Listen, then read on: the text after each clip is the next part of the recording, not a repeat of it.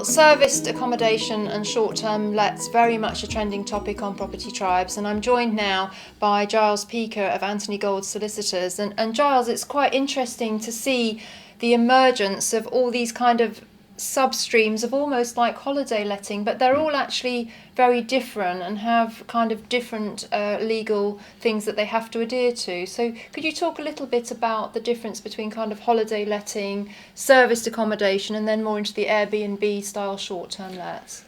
Yeah, I mean, holiday letting it's an organised business. There's arrangements around council tax, around the use of planning and use of the property. Serviced accommodation is, well, sort of varies between, I suppose, longer term use, but also sort of hotel use. The thing around things like Airbnb is that it's operating outside of all of that.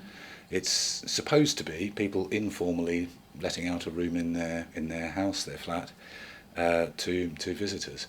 But what it's actually turning into, or seems to be turning into, is people effectively using it as a full-time business. Letting out properties, the whole property, for much of the year, without usually, it seems, any of the legal requirements around that actually being complied with.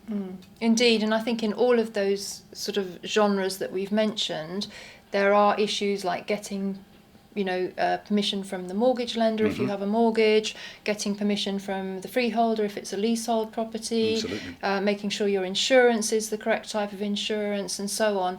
There are a lot of legalities around it, and I think a lot of people seem to be entering into it without fully understanding the implications. And you've recently been giving opinion in the Times on a particular case, haven't you? Yes, it's one that I think illustrates the risks. It was a case where an Airbnb host, had ended up with a couple of very large parties happening in his Brixton flat, causing an awful lot of nuisance to the other resident leaseholders.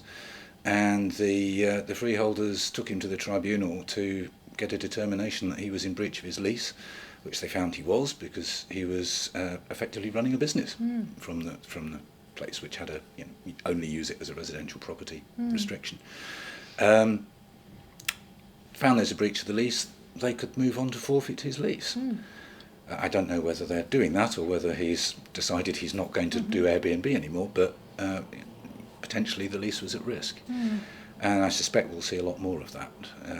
Certainly there seem to be growing numbers of angry residents, and I expect freeholders will take action. Yeah, indeed, and you're representing some freeholders at the moment, aren't you? Yeah, yes, we are on a similar sort of situation. Yeah. And from the neighbours' point of view, if it's, say, a leasehold flat, they don't necessarily want people coming and going, strange people coming and going at all times of day and night. They might report it to the freeholder, but I think we're going to also see that different parties like mortgage lenders and freeholders will look at Airbnb sites to see if properties are being used in these manners.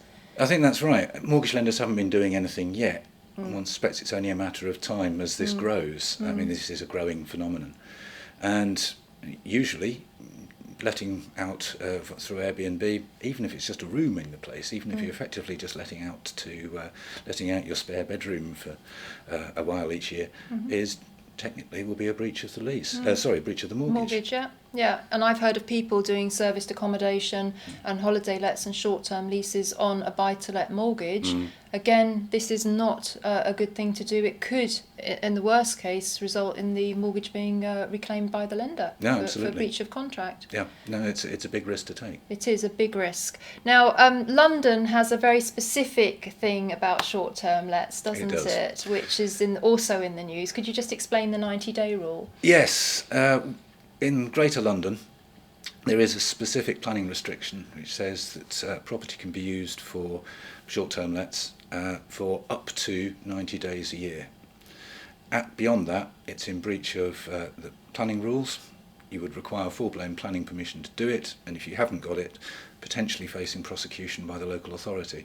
And I know that some local authorities, certainly in central London, are looking very closely at this, and they are looking closely at Airbnb use and the ways in which properties are being advertised on it. And I think some research recently by the RLA showed that a lot of properties are actually available year-round in London for Airbnb-style lettings, and in fact are obviously in breach of this particular law. No, very much so. I think it was some 1,600 were clearly available all year round.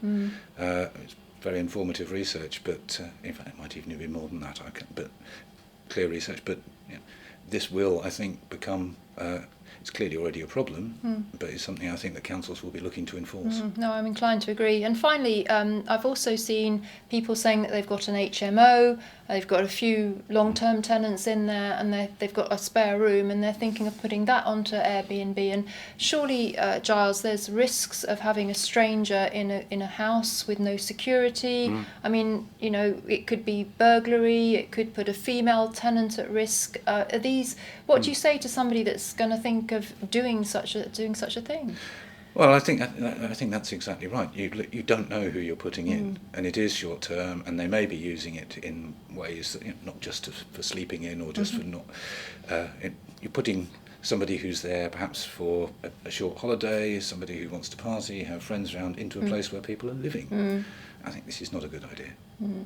So what's your advice really to anybody thinking of going down the short-term accommodation kind of Airbnb route? They need to do some good research, don't they? They do. They need to look at their lease, if they've got a lease. They need to get permissions from the freeholder, if the lease requires it, which it almost certainly will.